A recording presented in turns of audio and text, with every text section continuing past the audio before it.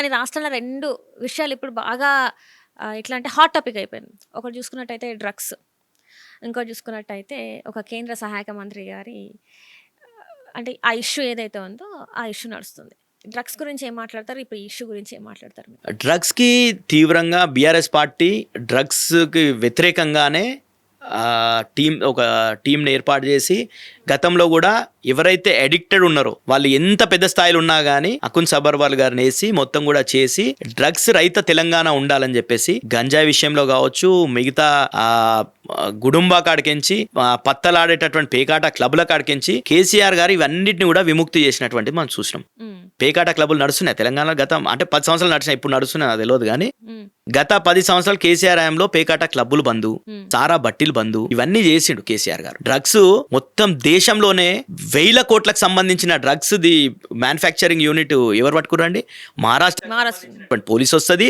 కాంగ్రెస్ ప్రభుత్వంలో ఈ పోలీసు వాళ్ళు ఏం చేస్తారు అంటే బీఆర్ఎస్ పార్టీ వాళ్ళ మీద నిఘా పెట్టడం, బీఆర్ఎస్ పార్టీ వాళ్ళు ఏం సోషల్ మీడియా మాట్లాడినా కేసులు పెట్టడం, బీఆర్ఎస్ పార్టీ వాళ్ళు ప్రశ్నిస్తే కేసులు పెట్టడం, రైతులు ప్రశ్నిస్తే కేసులు పెట్టడం, ఎవ్వరు ప్రశ్నిస్తే వాళ్ళ మీద కేసులు పెట్టడం తప్ప ఈ పోలీస్ అనేది లా అండ్ ఆర్డర్ కంట్రోల్ చేస్తలేదు. మనం చూసినాం అనేక రకాలుగా ఈరోజు లా అండ్ ఆర్డర్ దెబ్బతిని ఏ రకంగా జరుగుతుందో మనం చూసినాం. అదేవిధంగా డ్రగ్స్కి సంబంధించి ఇంత పెద్ద ఎత్తున ఒక పరిశ్రమనే నడుపుతున్నటువంటి పరిస్థితి బయటపడదు కదా. కాంగ్రెస్ అంటే ఈ ప్రభుత్వంలో ఉన్నటువంటి ఇక్కడ తెలంగాణ పోలీసులు పట్టిరా, మహారాష్ట్రకు సంబంధించినటువంటి పోలీసులు వచ్చి ఆడ పని చేసి ఆ మూటాని పట్టుకున్నటువంటి పరిస్థితి చూసినాం. వీళ్ళు ఎక్కడ నిద్రపోయిన తెలంగాణ పోలీసులు రేవంత్ రెడ్డి గారి పాలనలో యథా రాజా తదా పరిపాలన అన్నట్టు రాజు మొత్తం కూడా వాళ్ళని మొత్తం మిస్యూజ్ చేస్తున్నాడు. కాబట్టి కమాండ్ కంట్రోల్ సెంటర్ పెట్టినామండి మనం.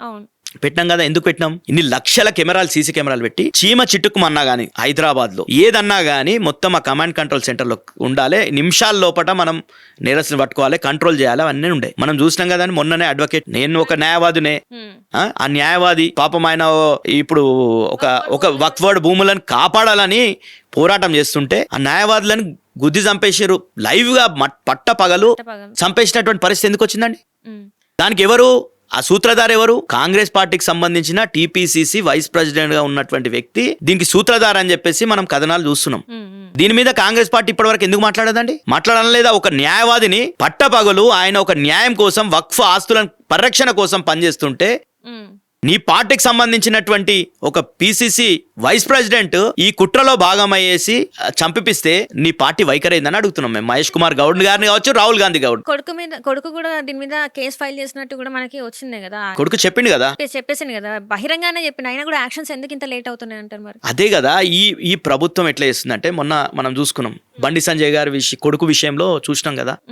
బండి భగీరథ్ గారు ఏం చేసిండు అనేది మన బండి భగీరథ్ అనే ఒక పోరంబోక్ అనుకోండి, ఏం చేసిండు? ఒక మైనర్ అమ్మాయిని శారీరకంగా వాడుకొని హరాస్ చేసి ఇబ్బందులు చేసి ఆమె సూసైడ్ వరకు పోయేటటువంటి పరిస్థితులకు దారితీస్తే వాళ్ళ తల్లిదండ్రులు వచ్చి సంజయ్ గారి దగ్గరికి వచ్చి మాట్లాడితే రివర్స్ గా మీ అమ్మాయి ఫినైల్ టేస్ట్ ఎట్లుంది అంటే ఇదేనా అంటే మాట్లాడే పద్ధతేనా ఇది? ఈ రకంగా మాట్లాడి మొత్తంగా కూడా వాళ్ళని మనోవేదన గురి చేస్తే గత్యంతం లేక వాళ్ళు తిరిగి అంటే ఒక 8 గంటల మహిళ ఆడ కూర్చొని కేసు ఇస్తే పేట్ బషీరాబాద్ పోలీస్ స్టేషన్ లా ఇక్కడ కంప్లైంట్ వాళ్ళని కూర్చోబెట్టి కరీంనగర్ లో ఏంది హనీ ట్రాప్ కేసు బుక్ చేపిస్తారండి.